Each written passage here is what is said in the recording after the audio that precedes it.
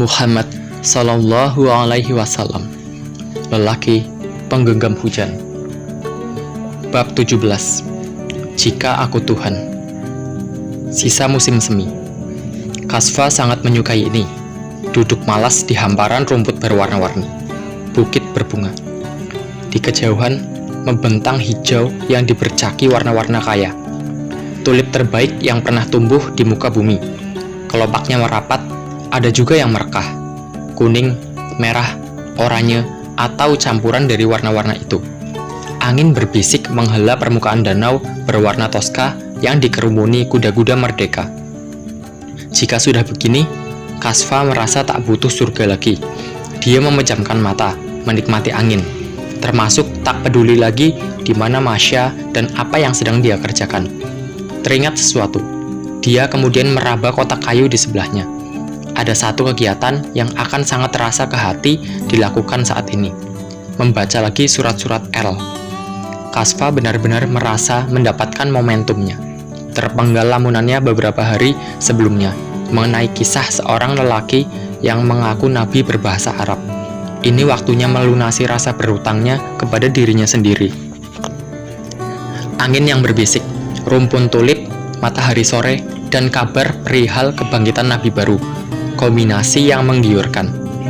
Khadijah, istri lelaki yang mengaku nabi itu.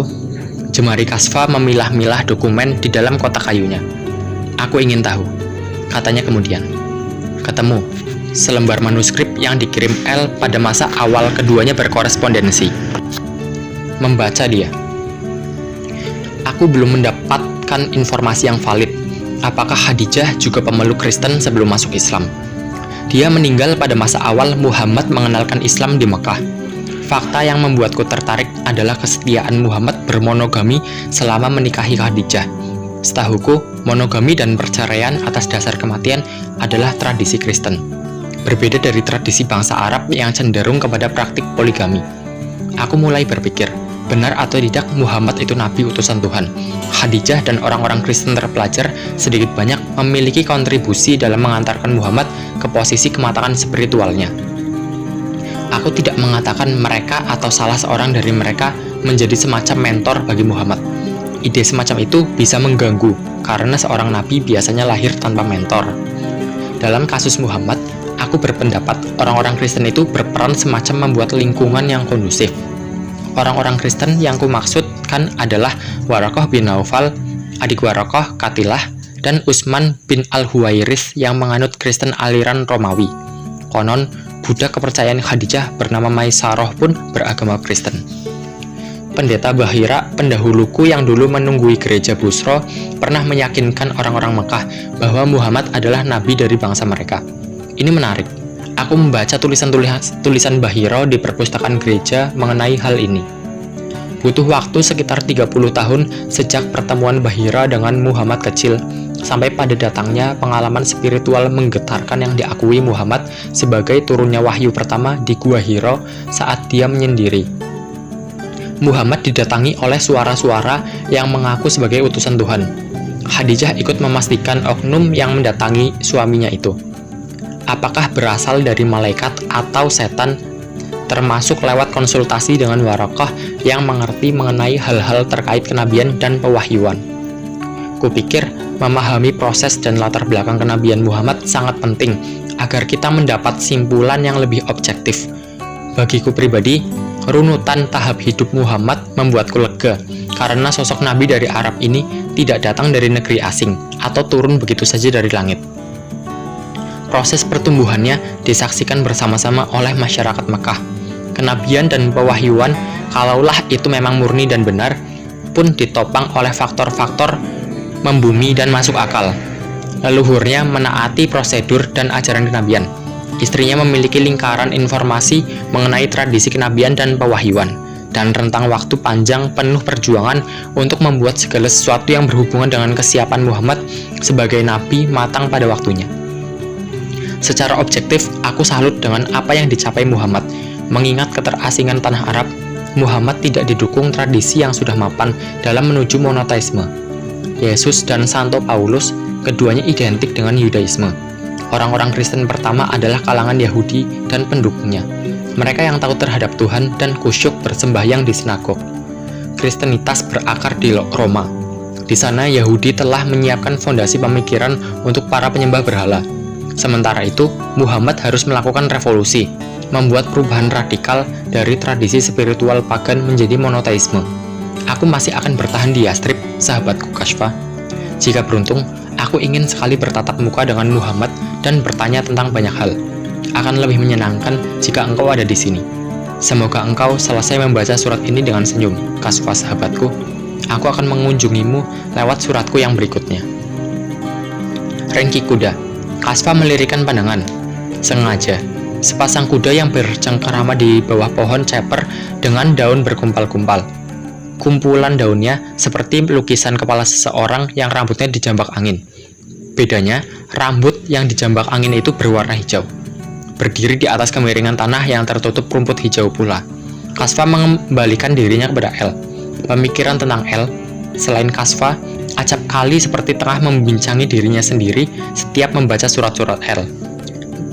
Pengikut Yesus itu memiliki cara begitu runut saat mengisahkan sebuah cerita fantastis dari tanah Arab.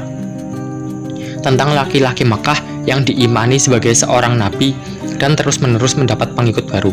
Katanya, belakangan yang percaya akan kenabian lelaki dari Arab tadi ribuan orang jumlahnya, memusat di Yastrib, tetapi pengikutnya begitu militan mengabarkan keyakinan baru itu ke segala penjuru. Aku tidak tahu apakah benar dia seorang nabi atau bukan. Tapi, bagiku, orang yang mampu menyebarkan pengaruh begitu cepat dan luas pasti memiliki kualitas spiritual yang menembus langit, seperti Yesus dan Sang Buddha, kata El dalam salah satu suratnya, hampir 2 tahun lalu. Sejak itu, surat demi surat mendatangi Kashfa setiap beberapa bulan. El rajin benar memberitahu Kashfa setiap ada perkembangan menarik seputar Nabi dari tanah Arab itu.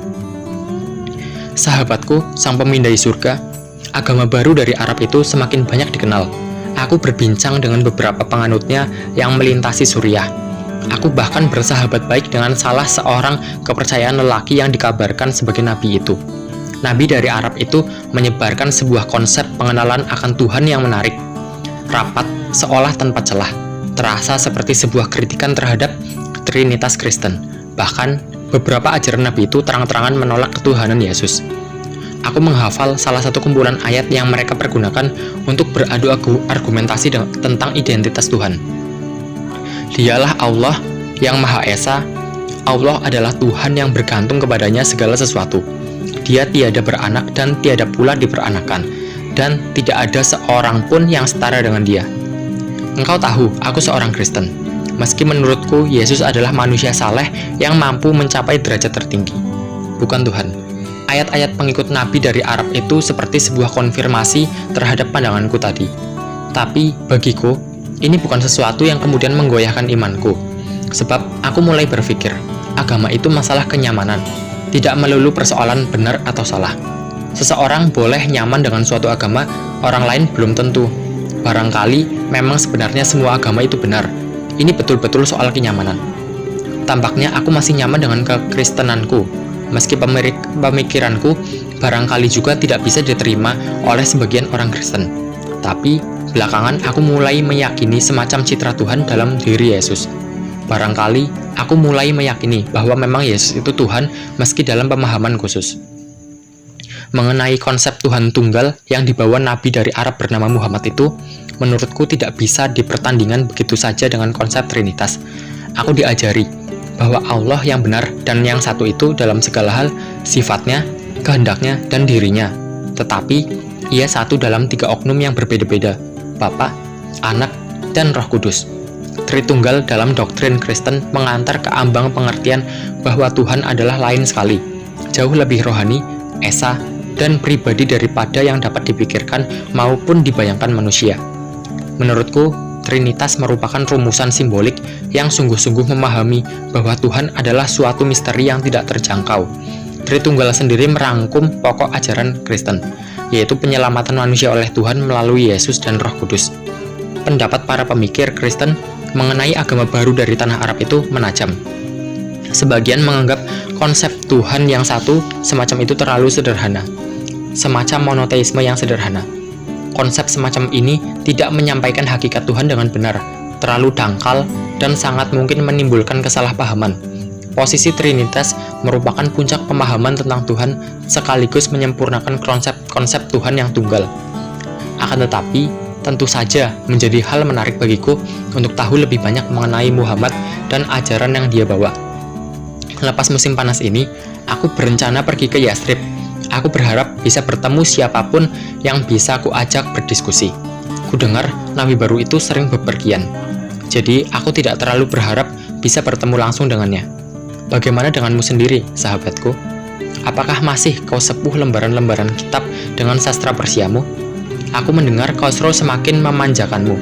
Kedudukanmu di antara para pejabat istana Persia pun semakin mantap. Aku senang mendengarnya. Aku berharap suatu saat bisa mengunjungi kuil Sistan untuk lebih banyak berdiskusi denganmu. Aku menunggu diskusi denganmu, kelak, dalam surat balasanmu. Sahabat baikmu, Elias. Rasanya seperti bersoliloquy, bercermin, dan melihat bayangan sendiri di belakang kaca. Membaca lagi surat L tidak pernah mendatangkan bosan bagi Kasfa. Kau bertanya kepadaku mengenai sikap Nabi dari Arab itu terhadap Kristenitas, bukan, Kasfa? Singgung L dalam suratnya yang panjang. Kawanku, seorang muslim Yathrib, mengisahkan kepadaku tentang sebuah delegasi yang terdiri dari 14 pemimpin agama Kristen dari Yaman. Mereka mengunjungi Muhammad dan bertanya tentang agama baru yang dia bawa, tentang keyakinan Islam, dan tentu saja mengenai Yesus dalam Islam. Muhammad mengatakan kepada delegasi itu bahwa Islam merupakan kelanjutan misi Yesus. Namun, Muhammad tegas-tegas menolak konsep Trinitas. Muhammad menyodorkan sebuah redaksi yang menurutnya berasal dari Tuhan perihal ini. Alif, Lam, Mim. Allah, tiada Tuhan selain Dia, yang hidup kekal dan terus-menerus mengurus makhluknya. Dia menurunkan Al-Quran kepadamu dengan sebenarnya, membenarkan kitab yang telah diturunkan sebelumnya, dan menurunkan Taurat dan Injil sebelum Al-Quran sebagai petunjuk bagi manusia-manusia, dan dia menurunkan pembeda, Al-Quran. Muhammad menegaskan pengakuan keimanan terhadap kitab-kitab sebelumnya yang diturunkan kepada Moses dan Yesus, dan memastikan bahwa Al-Quran adalah bagian dari tradisi monoteistik yang sama. Muhammad lalu menyampaikan redaksi lain yang juga dia klaim sebagai kata-kata Tuhan. Katakanlah, hai ahli kitab, marilah berpegang kepada suatu kalimat yang tidak ada perselisihan antara kami dan kamu, bahwa kita tidak menyembah kecuali Allah dan tidak mempersekutukan Dia dengan sesuatu pun, dan tidak pula sebagian kita menjadikan sebagian lain sebagai penguasa selain Allah. Jika mereka berpaling, maka katakanlah kepada mereka, saksikanlah bahwa kami adalah orang-orang yang berserah diri. Tahukah engkau, Kasfa, apa yang terjadi setelah itu? Delegasi dari Najran itu menolak ajakan Muhammad, tidak ada reaksi keras apapun. Setelah menyelesaikan urusannya, delegasi itu bersiap kembali ke Najran. Namun, sebelum pulang, mereka meminta izin untuk bersembahyang di masjid. Para sahabat Muhammad awalnya hendak menolak permintaan itu. Namun, Muhammad justru mengizinkannya. Rombongan orang Kristen itu bersembahyang di masjid menghadap ke timur. Menurutmu, bagaimanakah sikap Muhammad itu? Aku cukup terkejut dengan segala kuasanya. Muhammad tidak mengambil keuntungan untuk berbuat semaunya terhadap delegasi itu. Awalnya aku pikir dia akan memaksa para pemuka agama itu untuk menjadi muslim dan menjadi pendakwah Islam di Najran. Belakangan, aku baru mengetahui sebuah pengakuan dari para muslim mengenai orang-orang Kristen yang cukup membuatku tenang. Lagi-lagi, redaksi para muslim itu konon didiktekan Tuhan kepada Muhammad. Dan sesungguhnya, kamu dapati yang paling dekat persahabatannya dengan orang-orang beriman ialah orang-orang yang berkata, sesungguhnya kami ini orang Nasrani. Yang demikian itu disebabkan oleh di antara mereka itu terdapat pendeta-pendeta dan rahib-rahib, dan mereka tidak menyombongkan diri. Kawanku yang muslim itu menerangkan ajaran Muhammad terkait dengan hal ini. Dia mengatakan, hubungan Islam dan Kristen seharusnya didasarkan pada dua unsur penting, ketulusan dan kerendahan hati. Sementara interaksi muslim dengan berbagai tradisi spiritual lain, termasuk Kristiani, didasarkan pada tiga syarat. Berusaha mengenal satu sama lain, tetap bersikap tulus dan jujur selama bertemu dan berdebat, dan berusaha rendah hati menyangkut klaim kebenaran masing-masing. Aku belum tahu sejauh mana praktiknya. Hanya seperti itulah ajaran moral nabi dari Arab itu yang ku tahu. Seperti mencelupkan wajahnya ke baskom pengetahuan. Seperti kali ini, setelah puluhan kali dia membaca surat L yang sama. Rasanya masih saja seperti baru kali pertama. Kasfa menemukan banyak persamaan antara dirinya dan L dalam memahami sesuatu. Persamaan di antara banyak perbedaan yang nyata di antara keduanya. Latar belakang keluarga yang berbeda, bangsa yang tak sama, pekerjaan yang sedikit saja beririsan, dan satu beda yang paling mendasar, agama. Hal yang tersebut terakhir bisa menumpahkan darah. Kasfa dan L sadar sepenuhnya. Namun, dengan L, Kasfa sanggup membahas perbedaan itu sebagai topik obrolan yang memacu adrenalin keimanan. Kasfa membalas surat L setelah lebih dahulu menuliskan catatan-catatan menanggapi surat L yang terakhir, terutama mengenai kemampuan orang-orang Kristen menerima paham Trinitas. Bagiku, L, omong kosong jika para petinggi agama mengatakan bahwa agama tidak punya urusan dengan akal. Buat apa manusia dianugerahi otak jika untuk mengenali pencipta otak itu, dia tidak boleh menggunakan otaknya? Menurutku, agama selalu memberi kesempatan kepada para pemeluknya untuk memilah mana yang harus dia pastikan dengan akalnya, mana yang cukup dipercaya begitu saja. Unsur-unsur yang tidak bisa ditarik kepastiannya, meski aku mendebatmu, hingga pecah pembuluh darahku, akan tetap tak bisa dibuktikan sekarang. Bagaimana engkau akan memastikan keberadaan surga, neraka, kiamat, malaikat? Pendekatan yang sanggup engkau lakukan hanyalah percaya. Sementara itu, hal-hal terkait agama yang seharusnya akal manusia bisa melakukan pendekatan terhadapnya, sebagai contoh hal yang terkait keabsahan kitab suci, konsep ketuhanan, rumusan pemuka agama, dan engkau pasti tahu apa itu contoh-contoh lainnya. Menjadi tidak seimbang dan memusingkan jika engkau mempercayai begitu saja elemen agama yang seharusnya engkau kritisi, atau sebaliknya, mengotot pantang mundur pada sesuatu yang sampai akalmu putus pun engkau tidak akan mampu menemukannya. Setahuku, perdebatan Trinitas dalam agamamu belum selesai.